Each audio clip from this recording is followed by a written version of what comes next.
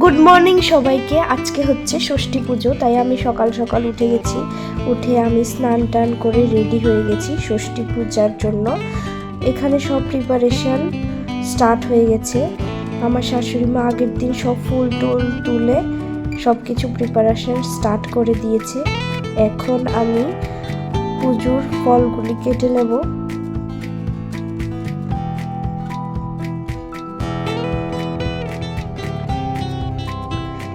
তাই আমি সব নিয়মগুলি একে একে মা থেকে জেনে নিচ্ছি।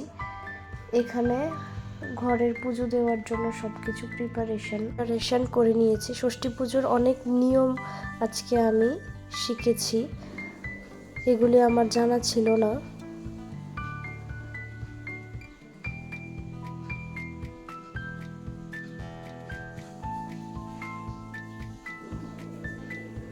সকল ঘরে ধূপ দেখিয়ে ঠাকুর ঘরে ধূপ ধুনো দিয়ে তারপরে আমরা পুজোটা সম্পূর্ণ করব।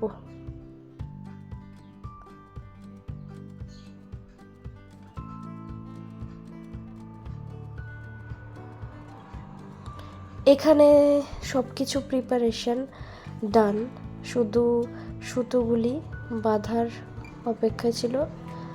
এখন আমি আর আমার শাশুড়ি মা সুতোগুলি বাঁধতে লেগে গেলাম। আমি তো কিছুই জানি না, তাই আমাকে আমার শাশুড়ি মা ইনস্ট্রাক্ট করে দিচ্ছে কিভাবে কি করতে হবে, যাতে ফিউচারেও এইভাবে আমি ষষ্ঠী পূজাটা সম্পূর্ণ করতে পারি।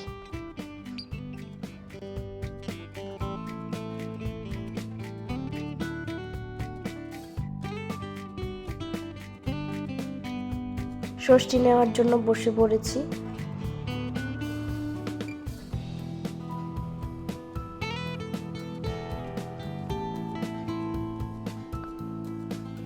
আমাদের ষষ্ঠী নেওয়া হয়ে গেছে। তারপরে আমি আমার শ্বশুর মশাই এবং শাশুড়ি মাকে ষষ্ঠী দেব। এটাই আমার প্রথম ষষ্ঠী।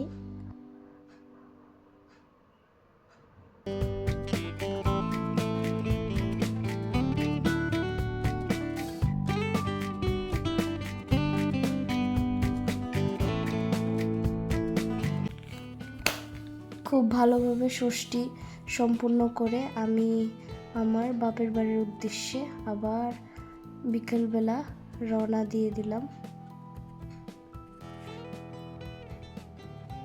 বাপের বাড়িতে গিয়ে এখানে জামাইয়ের ভালোভাবে আদর করা হচ্ছে, জামাই ষষ্ঠী বলে কথা।